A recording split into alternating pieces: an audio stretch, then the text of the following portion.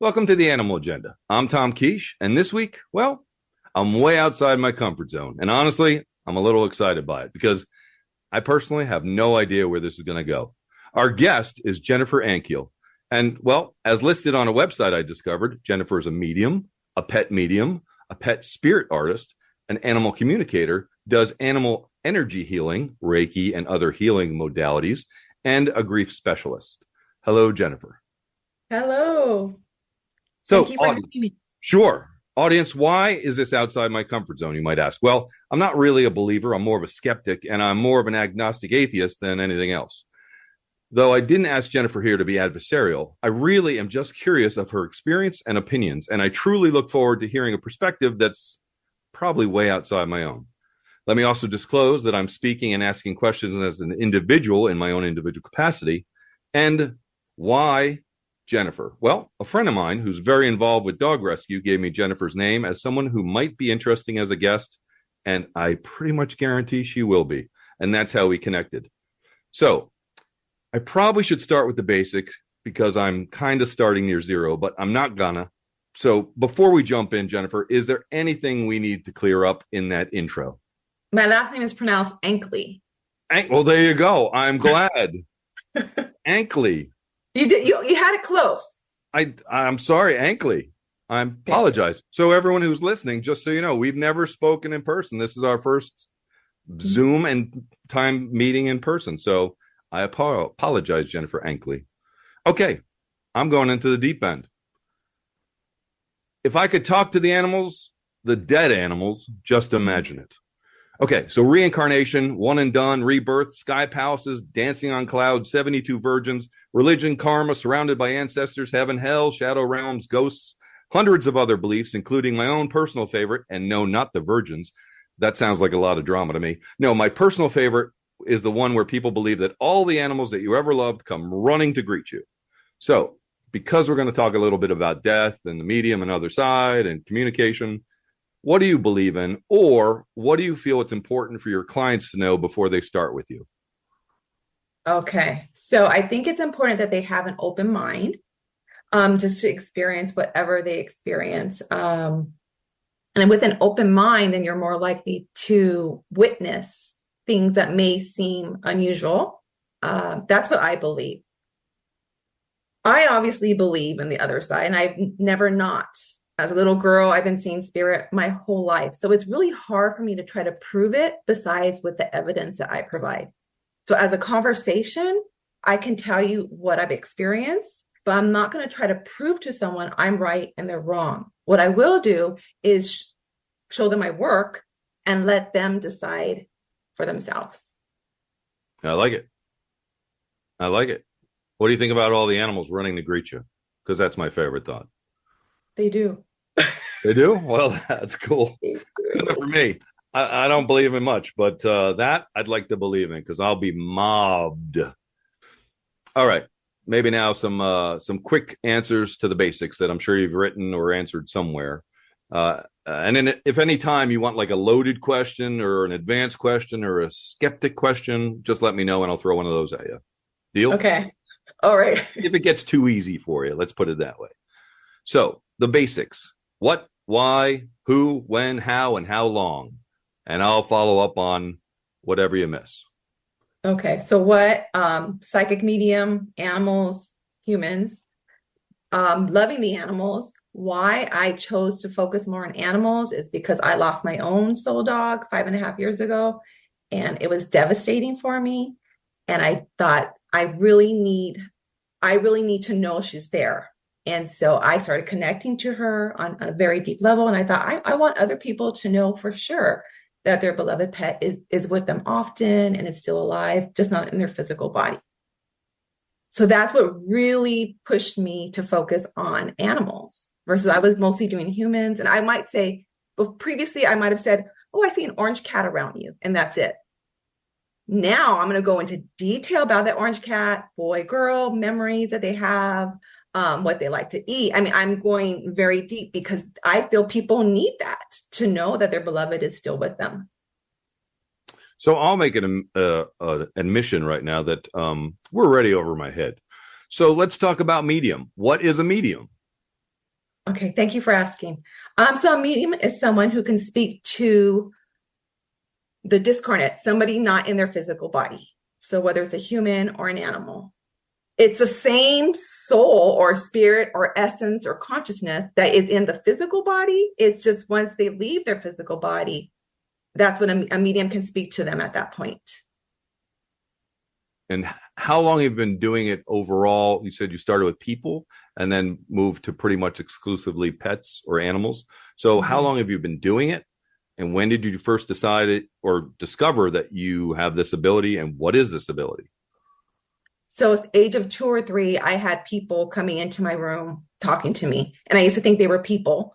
Didn't know they were spirits until older.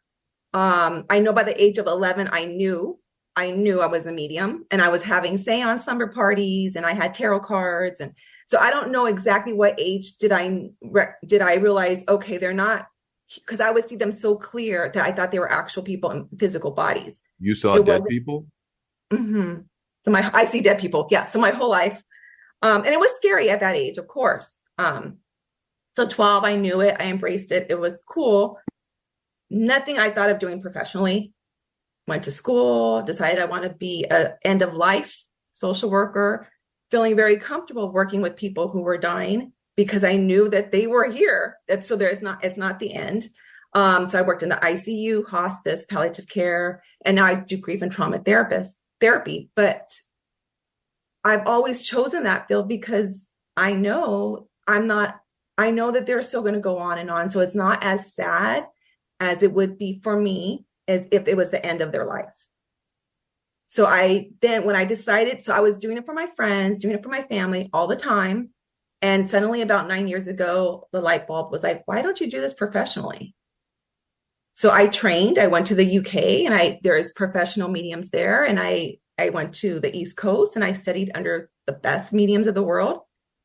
I would say I studied 6 years. While I was working full time, I was studying. And then finally, at that point, I decided to go professionally about 4 years ago. So let me wrap this up, I think. Not wrap it up, but tie it up. You discovered early on, very early on. Then you trained to work with the elder care, and that was the standard school type thing. And then you decided to do it professionally. And then you trained with mediums that have medium schools. Just like Hogwarts. In UK, it looks just like Hogwarts. That's very visual for those who've seen the movie, I would imagine, which I have. What's the common expectation that clients have? They just want proof that their loved one is still with them. They also often will feel guilty for things that they shouldn't feel guilty, but they do. Let's say for people who have to euthanize their animals, often feel guilty. And so then the animal will say, thank you for taking me out of my pain. And my legs were, I couldn't walk. And they'll go on and on. So then the person's like, whoa, thank you. I don't feel as guilty. And eventually they don't feel guilty about their choice. But that's a very hard decision to make. Oh, yeah, that's one of my questions, actually. That's one of my harder questions. Not my hardest, but someone asked me, how do you know when it's time? Does your animal communicate that? And also, how do you not feel guilty about euthanizing too soon or too late? And the biggest question I have on this little subsection, people who surrender their animals to a shelter that are close to death and they don't either have the money or the bravery to euthanize them at home, giving them love and comfort. Have you ever talked to those animals? I have talked to an animal that forgave his mom because of a divorce. So one had to go, the dog had to go with the father versus my client. So she had some guilt. I haven't had I have had people who couldn't be in the room when they were actually euthanized.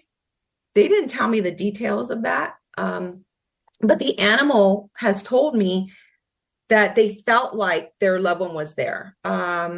because this is going to kind of go with our soul. My soul can stretch, your soul can stretch.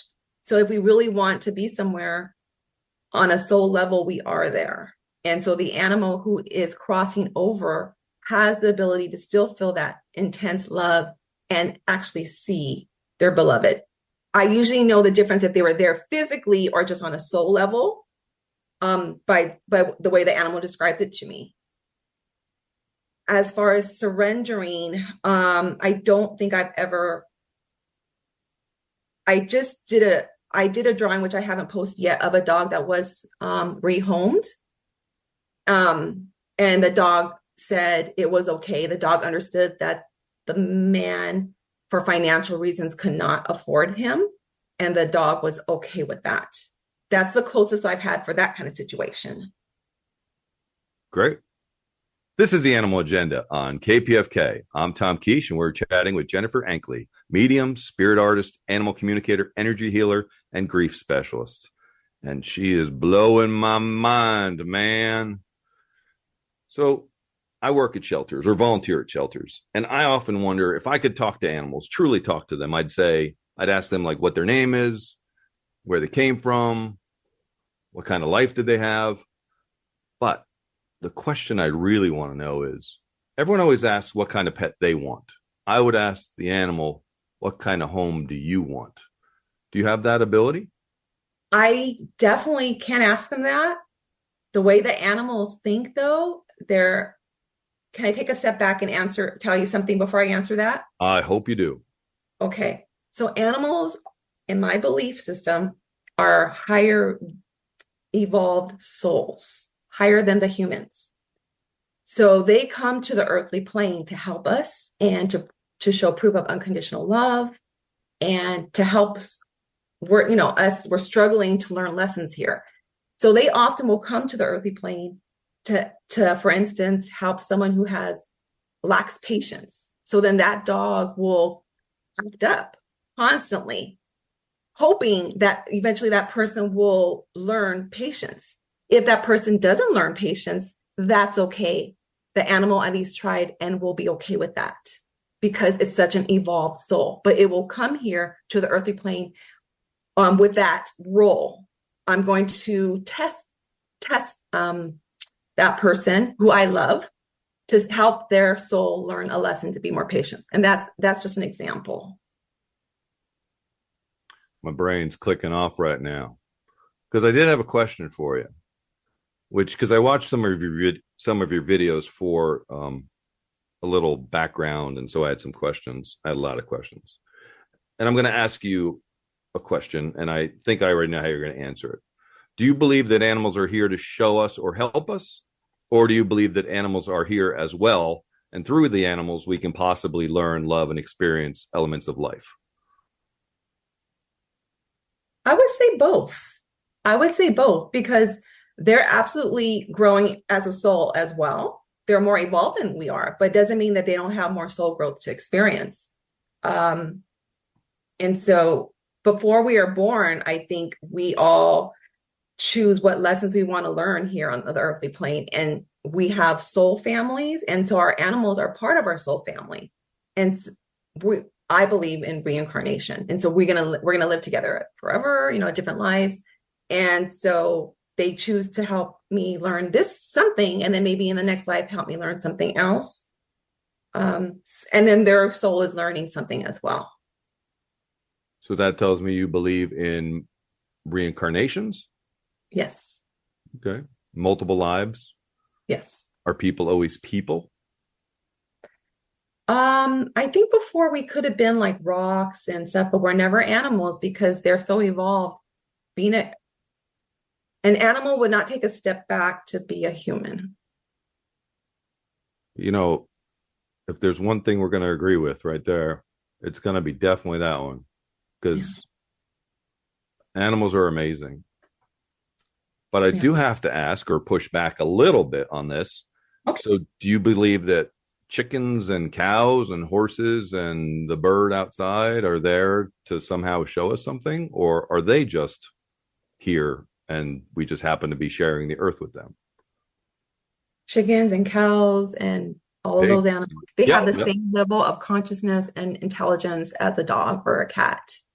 So they are also here to learn. They often, if they're not supposed to be around a human for that life, then they're going to just have a life where they experience being on the earthly plane.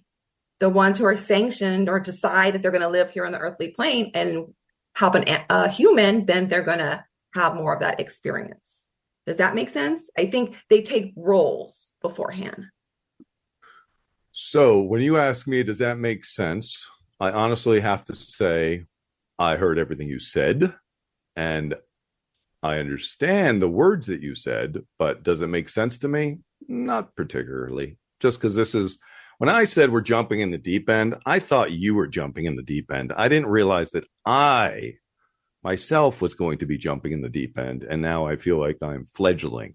So, which I love it, by the way. I so love having you as a guest right now because this is so outside of my box and comfort zone. And I believe that's how we learn. So, have you ever chatted with a dog that was neglected or abused? Absolutely. Absolutely. And I'll feel it. The way I connect to spirits is we merge so closely. I can feel their pain, their anxiety, their physical pain. And so I will feel the trauma. I will feel, they might show me glimpses of what they've experienced. And absolutely, there's a lot of animals who have been traumatized or abused. Animals get traumatized. They have emotions and feelings. So yes, unfortunately, I have spoken to many pets who have. Yeah. As someone who volunteers at shelters, we see the trauma constantly. They're actively in it. And we see them sometimes at the shelter. They're in a better situation than they have come from, which is maybe the worst feeling that you can feel as a volunteer. Just to know that this is the best that this dog has ever experienced, which is hard. Yeah. Very sad. So I'm going to guess, because we already covered this, but you were in the camp of animals are sentient beings. And then adding on to that, which I've never added on to that they are higher evolved creatures.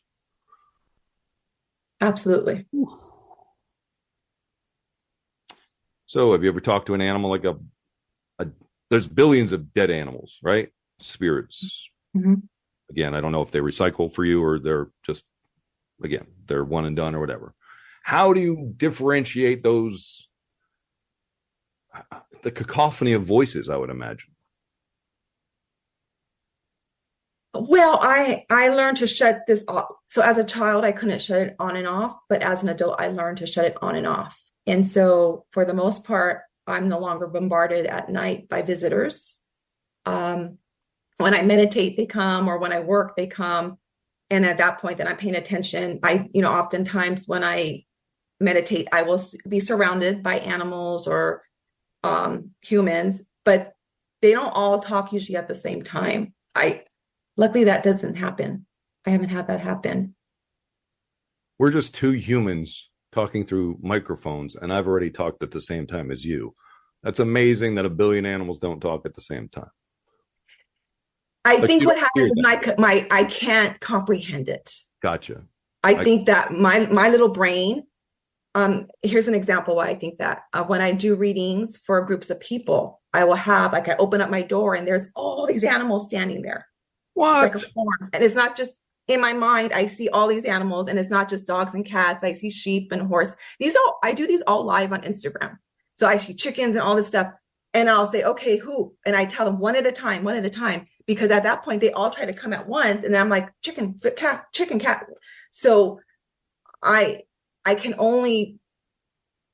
might see them all at once, but I cannot actually communicate with more than one at a time. Otherwise I will get confused and they merge. And then I might have a half cat, half fish, or half chicken, half. So because it's just energy, right? So they can merge, but I don't want that. I need to be clear. So I tell them, please, one at a time and be clear. You're listening to the Animal Agenda on KPFK. It's a different one for me today. I'm Tom Kiesche, and I'm way outside my comfort zone as I'm chatting with Jennifer Ankele, medium, spirit artist, animal communicator, energy healer, and grief specialist. Okay, This is a big question that a few people wanted to know. Do you hear English? Do you hear Spanish? Do you hear clicks? Do you hear quacks? Do you hear barks? Do you see colors? Do you feel patterns? Do you look at behavior on the body language of the animal? How do they communicate with you? Is it pictures, movies, or do they just do interpretive dance? So what do you see? Mostly I can see them. And then when they come close, I can hear them or feel them. They come into my body, my aura. So I feel like I have wings, or I feel like I have a snout, or I will feel tiny or wide. So we merge so closely. That's what happens. I will feel their emotions and know things, just know things. As far as language with humans and as with animals, there's really no language over in spirit. It's all kind of like telepathy or soul connection. So that's why we could communicate. Sometimes the animals are silly and they'll first meow, or like if they want their owner to recognize, because maybe they were a meow where they always meow, meow, meow. So then I'll say meow, meow, meow, meow, meow. Does she always meow all the time? Like whenever you talk back and forth, then the sitter would say yes. And I'm like, okay. But most of the time I hear it in English. And my brain plays a part in this. So my brain I'm just an interpreter. And so my brain interprets it using what I know. Okay. It's a lot. It's a lot for me to process. I'm sure it's a lot for some other people to process. And other people are like, of course, that makes total sense. I have to ask this question. I'm sure people come to you and they want you to prove what you're saying. So what's the way people want proof that you know what you're saying? I would say then you have to watch it and see me in action. And then these are strangers and then they can see it. Because if I tried talking to you, I think it's harder to comprehend and it's harder to believe. So I would say just watch me in action, or watch a medium in action, and then you'll see, and then you'll believe. And maybe you won't believe, but all I know is I try my hardest to interpret for them, because they so desperately want us here on the earthly plane to know that they love us and they're still with us. They're thankful to me because I'm able to do this. So I see it as an honor to interpret for them. So I talk while I'm at the shelter with people looking at dogs about how I communicate with dogs, and dogs communicate with me, and it's constant back and forth, even though I don't really know what I'm talking about, but it's true. Like I feel it. I see them, I see their behavior. So you're just like amping up what I just said. So I would love to figure out how to communicate better with animals, obviously. Another question I got a lot of is, let's say you have two dogs and they're not getting along, or they're resource guarding bones. Is an animal communicator able to figure that out apart from like a behaviorist that comes in and figures it out? Sometimes, yes. Sometimes I'll ask. What I would do is I would ask the dog, why are you doing that? What's going on? And then they might show me a past trauma, or if they overheard something, like maybe they overheard there's not enough food. Maybe their mom was saying that day there wasn't enough food, but then they took it as, there's not enough food at all. So I sometimes will clear up things with their owners, with their guardians. So sometimes it works. And just so you know, every animal is a unique being. So some of them I can have great conversations, and other of them are a little bit more guarded, and I don't have as much information just because that's their personality. So I have to admit, I have a very literal brain. So when you said they show me their past traumas, my brain literally played like they're out there playing charades. And I know I'm kind of being funny, but like when you say show you, can you just briefly explain that, what that means? Shows you past trauma? Yeah. So in my head, I might see them being hit, or they show me often if they're strays, I'll see them in a street alone. That's what they'll show me. That's usually, it's pictures in my head, and then suddenly I'll know something as well, which I don't know how I know, but I just do. It's amazing. I mean, it's literally amazing. I don't know where I am on the fence right now, but I don't need to be anywhere on the fence. I just loved having this conversation with you. Can you tell us how do people learn more about you, or where do they find you, or that general wrap up stuff, because we're towards the end of our show. Okay. So my website is jenniferankele.com, JENNIFERANKELE.com. I'm on social media. I'm on Instagram at Jennifer Ankele Medium. I'm on TikTok and YouTube.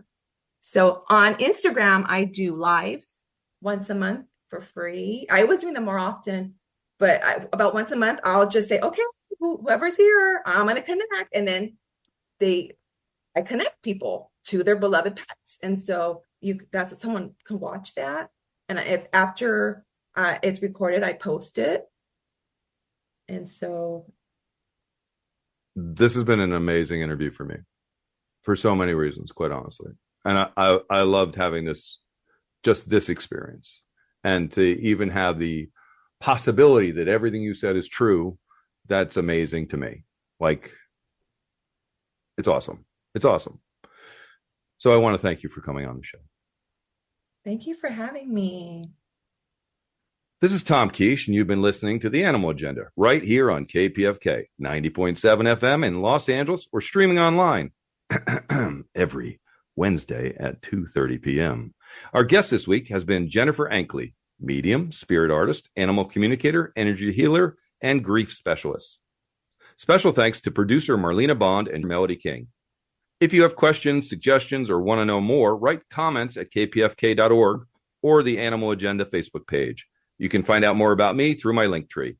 Please support listener-sponsored KPFK by donating online at kpfk.org. We truly appreciate it. Stay tuned for the Lawyers Guild with Jim Lafferty coming up next.